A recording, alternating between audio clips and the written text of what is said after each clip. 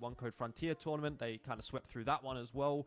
So it seems like at the moment Grayhound are kind of a well-oiled machine, and that's exactly what you'd want to be seeing heading into that Asia RMR, which, you know, funnily enough, last night we were thinking like, oh, well, maybe there's not that many games left for Grayhound to play, but they do actually have to play today and tomorrow, and I assume after that, then they're going to be going over to the Asia RMR. So there's not a lot of time actually for them from this qualifier into that Asia RMR, but luckily it's only about a 10-hour flight to China from Australia, so hopefully that'll do them well. Either way, we'll jump into Mirage and kick things off here. It is the map pick of Grayhound, so they'll be starting on T side, and we'll see if they can replicate the success that they had yesterday on that one.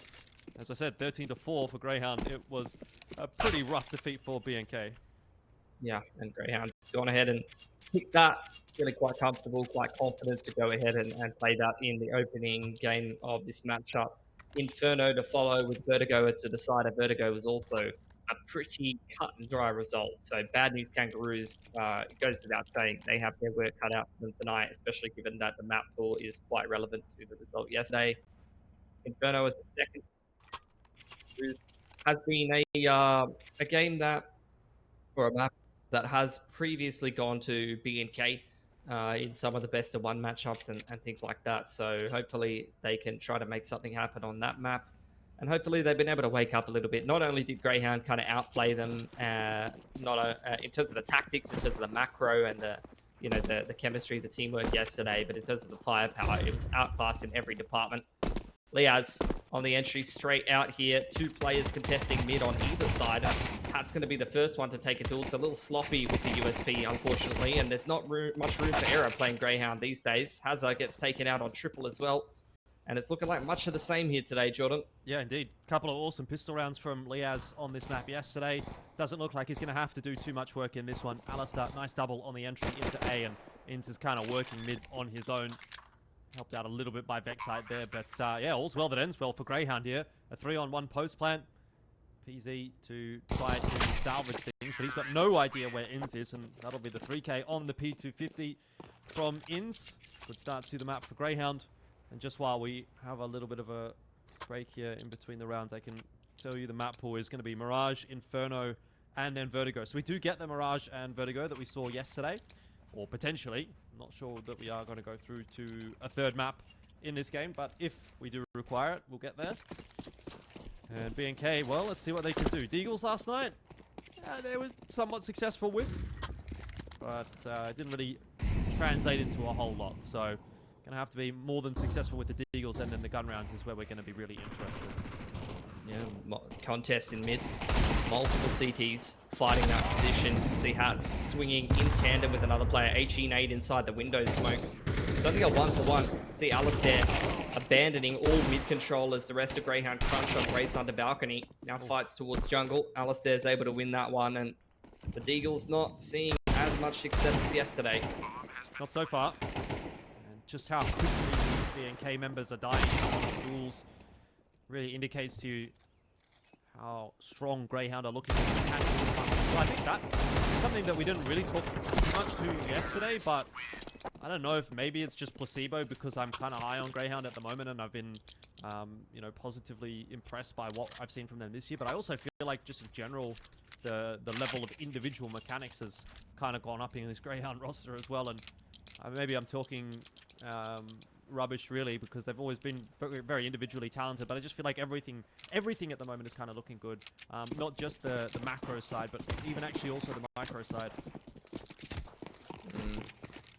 Single flash over the top from Brace this round, it's looking like. Bad news Kangaroo is going to wait out the window smoke, the molly and con, maybe wait for the T's to start to take some mid-control before the flash goes over the top for Brace. To probably help the rest of the CTs just jump out window here, try to find some kind of cheeky timing. Or maybe they're just going to simply wait out the smoke.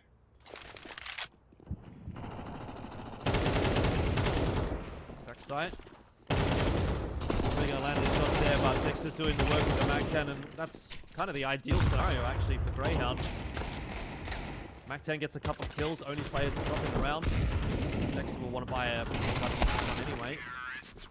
And vexite even decides he wants to pick the Mag-10 up to go and get the kill, and then he goes and retrieves his AK. So even that little small advantage that can be gained by Grayhound, a little bit of extra cash in the back pocket, they're thinking about that as well. First gun round here for BNK. Money's built up quite substantially here for Grayhound, and they don't opt to buy up to an AK. It's going to be an AWP out for Alistair in the opening gun round. Same on the other side of things for PZ. It was hitting some shots on Mirage yesterday. Not that they were having a tremendous amount of impact. They still kind of got smacked a little bit. This time a 2-1-2 in the opening gun round here for BNK. PZ put onto the B apps line early on. Alistair awaits on the other side, so we're going to get an AWP duel on the extremity here.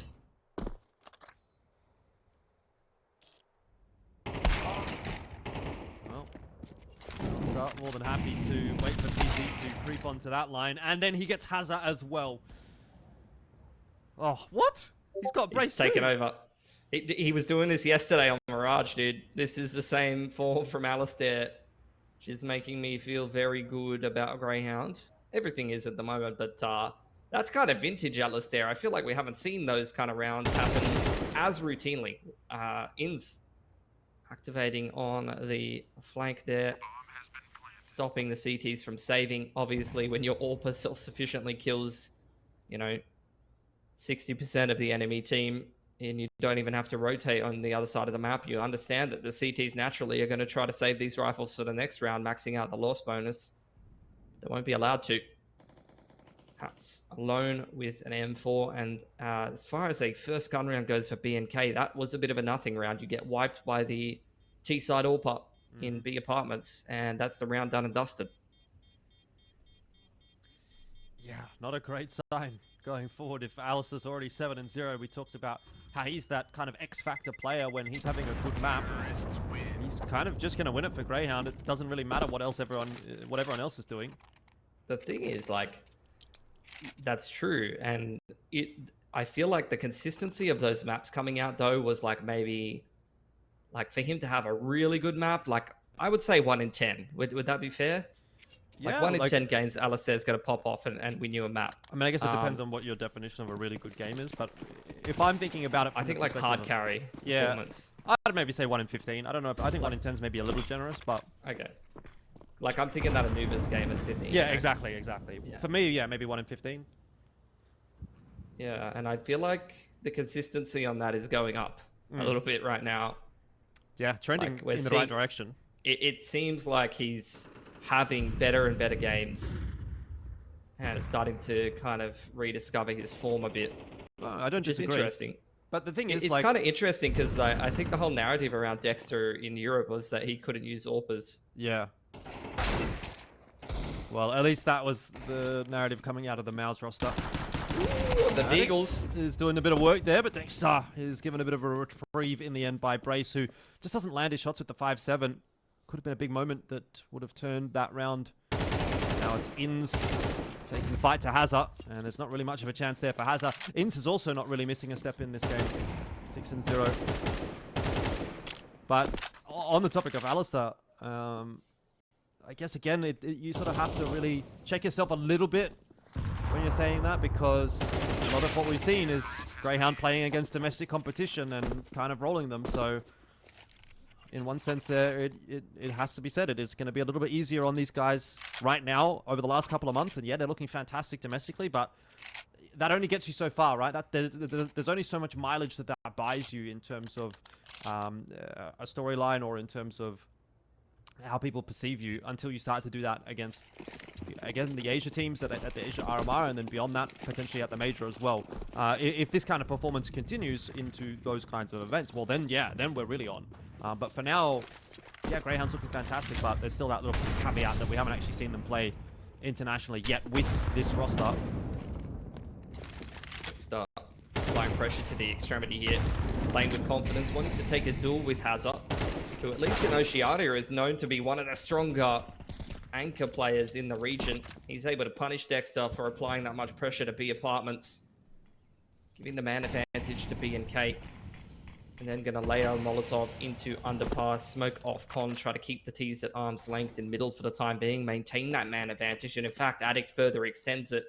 The rifling core of B and K is something we mentioned time and time again. And in this round, it's doing them a lot of work. That's a decent trade from Ali. But it's on to Ins and Alistair. The 7-0, 8-0 combined 15-0 power duo right now for Grayhound to either keep their scoreboard clean or see Grayhound lose their first round. And Inns is not prepared to give things up just yet. Does take a lot of HP for that kill, but brings it back to the 3-on-2 at the very least. The issue's going to be Brace with this flank. He's been spotted out. Oh, surely not. He pulled his knife out. I mean, 30 seconds, though. Grayhound are in such a sticky situation here that they've kind of just got to hold the W key in somewhere. And they should be dropping as a result of that. And PZ will make short work of the attempted push-up connector. They were just a little bit too restricted there, the duo of Grayhound, and both Inns and Ali will find their first death for the map. And also, with that, BNK will get their first round. I feel like Dexter, very enthusiastic at B-Apps there. Almost kind of limit testing. It felt like his ability to create an opening on the extremity. But when you get punished for that and there's no real pressure elsewhere on the map, you know, it's just a man advantage given up for Grayhound early in the round. Didn't really pull any rotations to speak of. Didn't really cause much of an impact. So this time, Grayhound going to be a little more reserved. Once again, Alistair over on the B extremity with the AWP. It's a big mid-crunch from BNK this round, but they're not going to catch anything at all. It's very slow pacing, 2-1-2, with multiple players posted up on extremities, taking Palace and B apps control, or at least applying pressure to those parts of the map. So after all said and done, mid's been cleared. The extremities have been held by Grayhound. You're going to see the rotation settle on both sides. B and K come back towards the sites. Grayhound start to organize themselves back towards A here. Or maybe a little bit of an execute in the mid to late round. So another re-clear on mid. They know Grayhound is not going for any kind of pressure towards middle. There's been no real pressure towards B-Apps in the last few seconds. This should be a reasonable read for BNK on this retake, but not much retilt to be able to complete it. PZ needs to try to get a pick before this execute gets rolling as well, and he's been able to do so beautifully. Yeah, Leo's just overstepping a little bit. There's another one for PZ, and Attic spamming through the smoke also caught Dexter. The execute has not worked out for Grayhound the way they would have liked it to, which leaves Alistair to try to cause a bit of a ruckus here. And he's going to be unable to do that as well. It's actually a good couple of rounds back-to-back from BNK. Starts to get them like reasonably feeling like they can actually compete in this map. I have completely counted them out based on what we saw yesterday, Pilski. But at least 2 rounds there in a row, and I guess money's starting to maybe dwindle a little bit on that T side. BNK, well, they're seeing that loss bonus build up on Grayhound and wondering maybe they're not going to be resettable just yet, but try to put one foot in front of the other. A couple of good rounds in a row. Rushing out mid. 2 for 1 in favor of Grayhound early on. PZ's at least able to trade one back, and again is kind of looking in better form than we've seen from him in a while. He was still doing damage on Mirage. Grace volleyed out of position, still almost gets 1 and some change actually. I thought he was going to get 2 from that.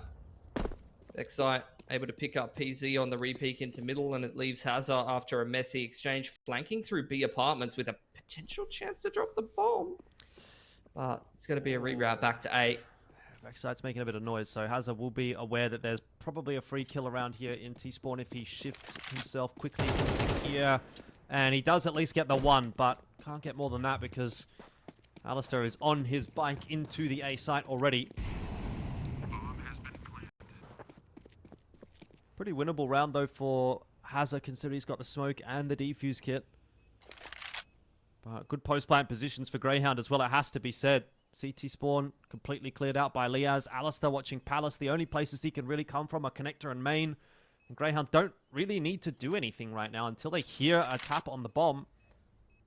So Hazard has just used a little bit too much time up and elects that he'll go and save the AK instead. That's the unfortunate reality for BNK is they put together a couple of decent rounds in a row, but that's just never going to be enough to actually give you a very impressive half. And then immediately Grayhound just responds with something like that.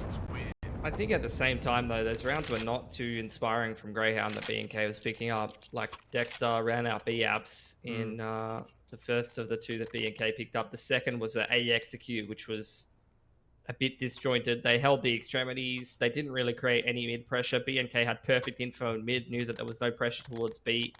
And then kind of just some sloppy peeking and layering of utility allows PZ to get a multi-frag before the exec even gets kicked off. So I think, you know, yes, it was well played by BNK, but those rounds were looking a little sloppier from Grayhound. This time looking like it's going to be an AXE thrown by Dexter here after a bit of mid-pressure from Grayhound to send ins out. Objective being to cause a bit of a rotation towards the A side of the map and then try to creep out B on the timing. That'll leave Hazard on his lonesome. Out comes the A utility here. Dexter sending ins out A ramp. Oh, Hazard. Good for one so far, but Alistair's never going to let you get away on a line like that. Quick flank coming through from BNK though. Will be a big difference maker for Addict if he can manage to actually double down here, particularly if he can catch the bomb. Issue is the bomb has already escaped. Liaz will get a bit of a rude awakening, but there's still a chance in this round for Grayhound if Dexter gets that frag, which of course he does.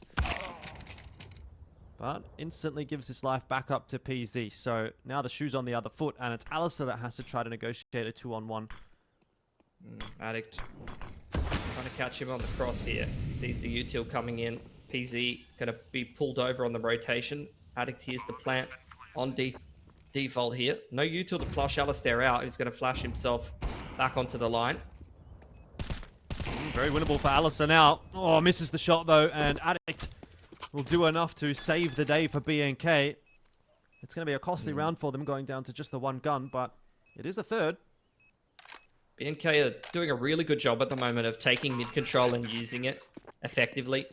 Grayhound really pressuring towards the extremities a lot. They did contest mid early on there, but BNK weren't pushed away by it. They kept their feet firmly on the ground in middle, and they're using that as a good pivot point to try to control and catch rotations from Grayhound in the mid to late round. You saw that with the flank through underpass. You've seen multiple opportunities at flanks for BNK in the mid to late round and finding impact. But, you know, at the end of the day, we still end up in this swing round situation. $1,900 from both teams in terms of loss bonus and no cash in the bank. This is a very critical round for BNK to make this a close half. Otherwise, it's going to be a bit of a whitewash in the favor of Grayhound here.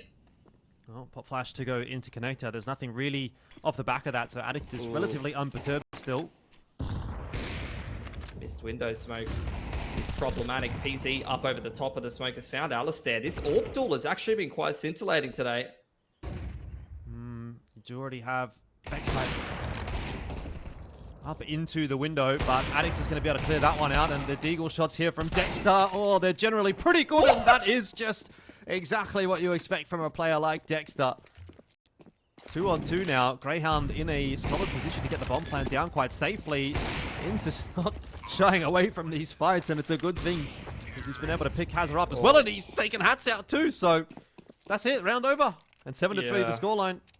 And that breaks the CT money very harshly. It's only a single eco reset, but it's a potential chance at least an 8-4, if not a 9-3 half for Grayhound. So look, some good resurgence from BNK has to be said. They controlled mid well in a couple of rounds in this half, but it's still not a close half for Counter-Strike, Jordan. No, sir. 4 USPs and a deagle. It's going to get even more one-sided. Don't know about you, but it does feel like BNK have been maybe a little more competitive today than they were yesterday, but I guess you're grasping at straws really with a conversation like that. There's the silver lining really for BNK at the moment. I guess you have to sort of say, well, Hatz is still pretty new to the roster. Maybe expectations aren't at an all-time high for BNK, but I think, again, that's also a bit of a false storyline too, because as soon as Hatz came into this roster, we were like, well, BNK's looking pretty good. It's just that Grayhound, you know, like BNK might have gotten 10% better, but it feels like Grayhound have gotten 50% better or 100% better, you know? They've kind of just gone sprinting past them.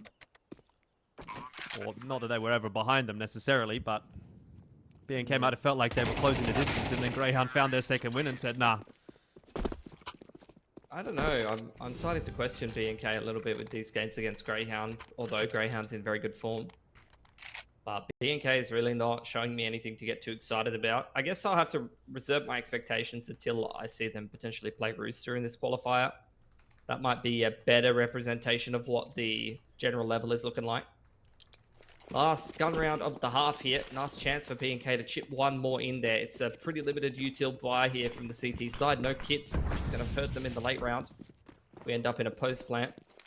Once again, AWP over on the B apartments line here for the CT side. And a big presence in mid seems to be the go-to for B&K. HE nade in the window smoke. And Brace has been found on the A side of the map by Liaz.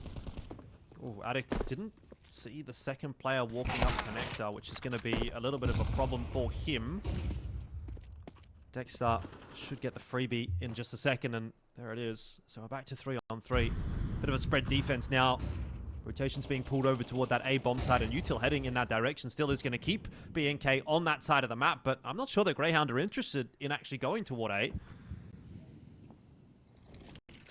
Couple of low HP members there for Liaz, and Dexter does make this one a bit more difficult. And Alistair dropping the bomb in mid is a really big problem now for Grayhound, because they've got to find a way to retake that. Dexter at least has the value of the Molotov into jungle that will allow him to get back into position to collect the bomb. A lot of this feels like it comes down to what Liaz can do on this creep out from apartments. If he's able to pick PZ, which looks pretty good, then we might be, again, off to the races in the direction of the B bomb site. Dexter just hiding inside that smoke for a second. And I imagine he's heard the footsteps of Hatz. So has a pretty good read on where he's coming from. Safe plant. Hatz for the 1-on-2. No kit. It's got to speed things up quite a bit. Little bit of util to work with. Yeah, hasn't been given much of an opportunity there, though. Liaz will lock it down at 9-3. It's another solid first half from Grayhound.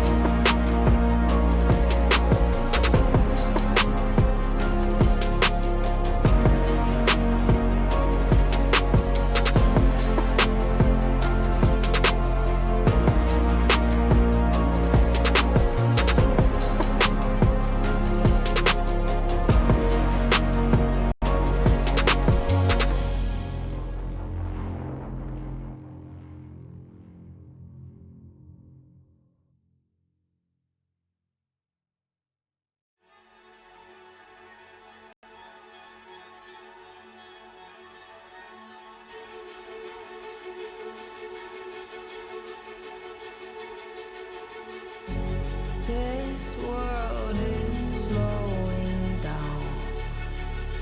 How can I fight it? How can I listen when there's no sound? Oh, the wolves are out. Yes, the wolves are out.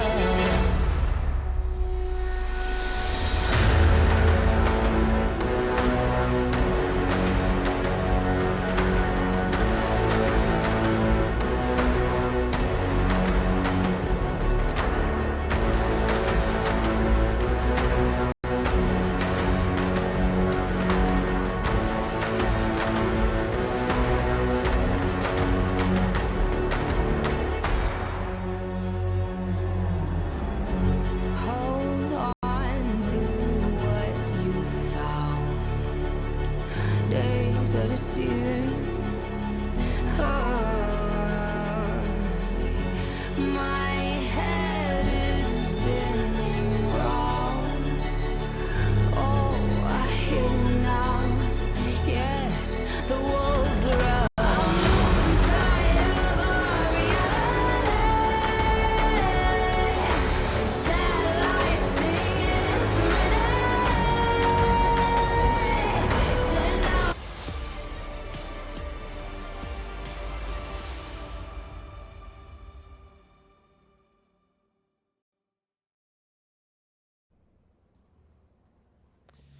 We're back into the second half. Scoreline's 9-3 at the moment. It doesn't really feel like much has changed since yesterday. Kind of just one big, long fever dream for BNK, and unfortunately they haven't woken up from it. Yeah, I mean, some signs of life. A couple of decent rounds in there. It's nice to see PZ hitting some shots again. Been critical of his form over the last little bit. But at the end of the day, it doesn't really do much to change the scoreline here, which BNK will have to climb out of this hole on the T side. Smack to Con. Straight across middle, a backwards B-hop, and a one-tap from Hatz into window. It's going to give BNK mid-control and the man advantage here. It's a good start. Start they need. Pistol is going to be super important. Texas got a bit of information. Spotted a player jumping in Palace. There's only 3 members to defend with here for Grayhound, so 4 on 5 may be doable. 3 on 5, I'm not really liking your chances all that much. Leah's trying to scramble across from the B bomb side. Has kind of got himself stuck in between a rock and a hard place as well. And this pistol round will end up being a little bit too easy for BNK. Vexite would have to do something immensely in the miracle variety to actually win this round, and already getting 2 kills there is a pretty good start in that department. Somehow he's got another one through the flash. Hang on, guys. BNK got to stop giving him these 1v1s. Ultimately decides to go through the murder hole right into Hatz's P250. But that could have been a little scary for a moment there. It's a good resurgence from Hatz as well, though. Very crispy one-tap from top mid with the P250 and ends up with a 3k, doubling his kills found in the first half. So hopefully that's a bit of a turnaround, because we've been praising his performances on the BNK roster of the last little bit.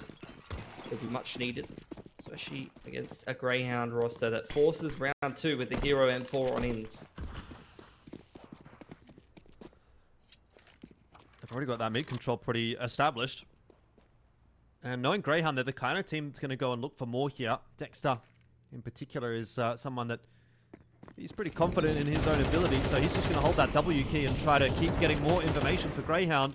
It might come through a little bit too late, though, because BNK have not slowed down toward the A bomb site at all. Leah's with that M4, going to be pivotal, and Dexter cleared out on the flank. Round's not quite going too swimmingly for Grayhound here, despite the investment. And that'll be an open plant for Hatz, or at least an open plant tap. BNK having no troubles in this round at the moment. 1 for 1 is not enough for Grayhound to really right back into this round. So maybe better off just saving these guns. M4 retained by Liaz, so he can drop a pistol over to someone else. Scout is going to be kept over for some further damage. BNK, not too much cash built up, and they've got full rifles here, so probably just want to save what they can from this round and just enjoy the fact that they've picked up a 5th, starting to turn around this half. Nothing to write home about just yet, but promising signs early on. Well, closest bat we've seen from them in the last couple of days. So that's a start. Well, if it ends 13-5 or 13-6, I don't think we're going to be that much more impressed. Hopefully they can turn this strong start and good-looking T-side economy into something. Is Liaz? I thought Liaz had a pistol. Maybe he had an MP9 that he upgraded to the M4, so it might not have been a pistol upgrade for someone. A-stack. Going to be placed well here for Grayhound, because this is just a bit of mid-util pressure from Brace, a 1-4. Into an AXE. This out of stuff. So you've got 5 Grayhound members trying to hold on to this A bomb site. Every possibility things can go wrong in a round like this if you're on the T side, but looks like it's pretty easily navigated in the end by BNK. Addict survives on 1 HP. Dexter needs to get a little cheeky around the smoke. Will be undone by Hatz, former teammate. 9-6 is the scoreline, and BNK continue to creep a little closer.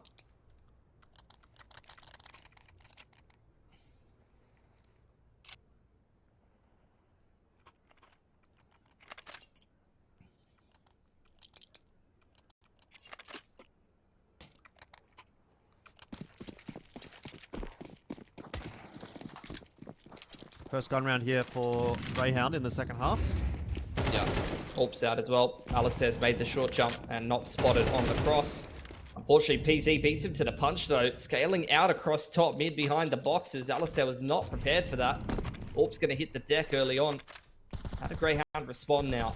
Pressure on the extremity, deep smoke on B apartments. Liaz takes the info and the space over in this part of the map.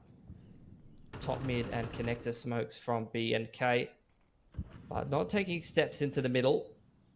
Just maintaining that man advantage and now looking towards that B apps to actually go for a bit of an exit and leave Addict on the lurk in middle, which is going to push them straight into Liaz. Yeah, and he's taken a lot of space in apartments. Still going to take a long time for Grayhound to get members back across to the B bomb site. Liaz will need to get 2 here. Timing looking really good for him, and they've lined up. Hazza and Hatz both go down, and that's just the experience of Liaz showing. He's aware of the possibility, sets himself up in the perfect position, and in a blink of an eye, B&K lose their numbers advantage. They've got to reroute themselves as well because they just can't take control of apartments. Rotations come through from Grayhound towards B, but the longer that B&K take to slip up connector here, the more time vexite has to get in position. Dexter, a bit of an off angle being played at triple here. Not sure he's going to be ejected in a position like this. Yep. Flash over the top of CT. It'll be an easy one for Dexter in the end. Yeah, 1 for 1. But vexite still has a bit of work to do here. He put the molly down, doesn't deny the bomb plan, and Addict. He steps up this time for B&K. And just when you think Liaz might have done enough to win the round for Grayhound, actually, we're going to have to look toward Liaz again to try to save the day. 2-on-1. It's got a nade. It's not quite going to go deep enough to finish Addict off. A little bit of a tickle, but nothing more. And Liaz has so many different angles that he has to check. He can't dig out PZ. Really good salvage from B&K. And now they're starting to look competitive. Oh, for sure. This is a much better game from B&K. Soft reset on Grayhound's economy here. Let's not slip up against the half buy. Many teams be losing against the half buy from Grayhound in this region pretty routinely. B&K being one of the worst defenders as well, so look, let's maintain this economy lead. 2+K on all of these players. Great cash on the P side. In a nice clean round here, and it started well. Addict's looking crispy as always.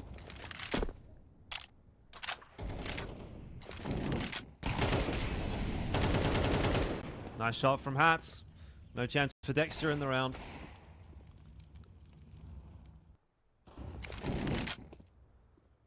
But then again, there's the ever-present threat of the Deagle still lurking in this round, and B&K can't afford to rest on their laurels. Second half has been good pretty much up to this point, but got to remember that they're up against Grayhound, and that is a team that can kind of make something from nothing.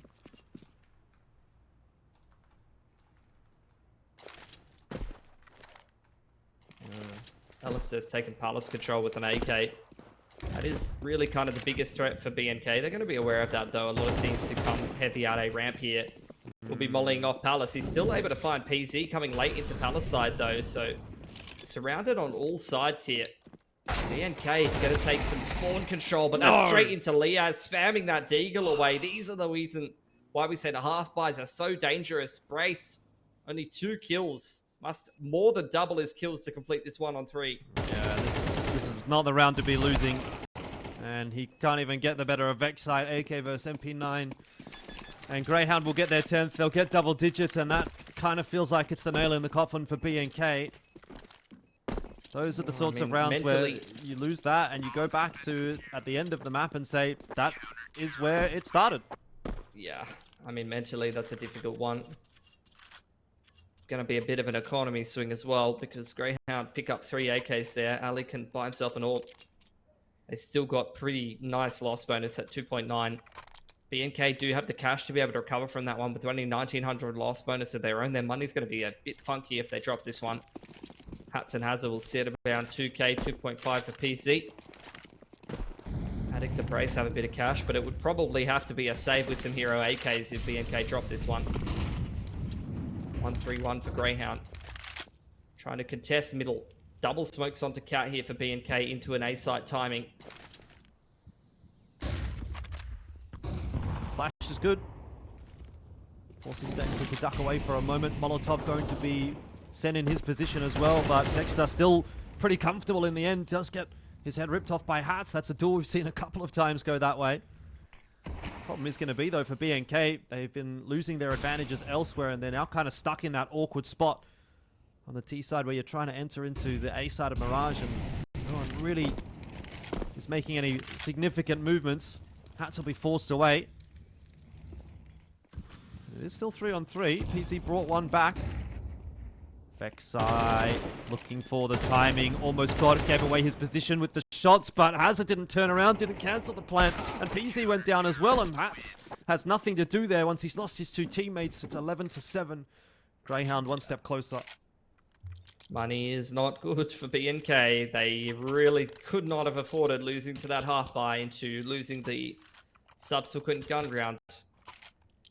And this is where I'm saying it's got to be single save, hero AK, 2 hero AKs for Brace and Addict to try to make something happen before they concede map point to Grayhound. It's a better map from BNK, but unfortunately, despite some good rounds here and there. Oh, hold on. Dexter caught by, I don't even know, was that a CT flash or his own flash perhaps? Because he was full white, but I didn't see a flash assist there.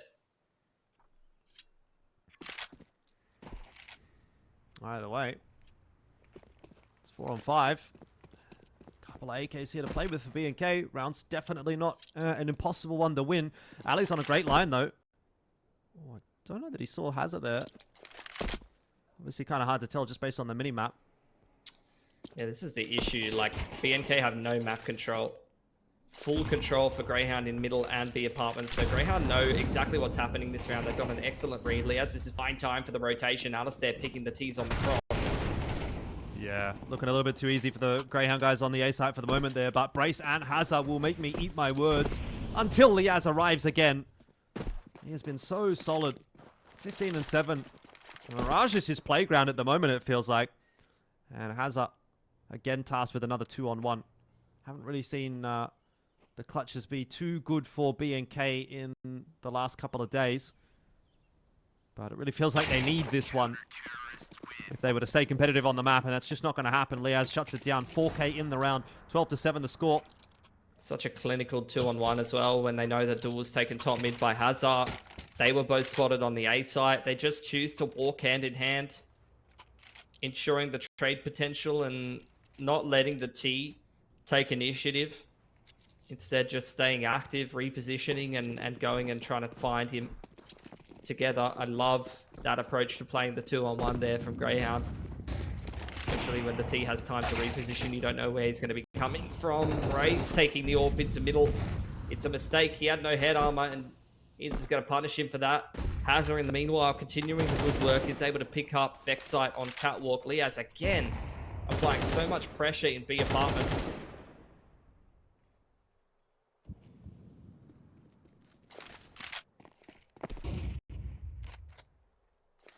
Bit of a creep through mid though, coming in here from Bad News Kangaroos. So B defenders are going to be tested, though Alistair hasn't let them pass just yet, and in the end Hazard is going to have to smoke himself off on short there to try and get into that B bomb. So he had the bomb. Super important that he was able to make that cross. They haven't been able to dig ins out just yet, so you've still got a line of defense on that B site. Grayhound, they're not going down easily here at all, and Inns barely even goes down. Alistair fighting that trade. He just bought so much time there, Inns, that ended up being a pretty easy cleanup for Grayhound. And there we have another one. A little bit more competitive for BNK, but in the last 2 days, that's now 3 maps in a row that Grayhound have won comfortably over BNK, and that tells a story in and of itself. Yeah, at least a little bit better of a game.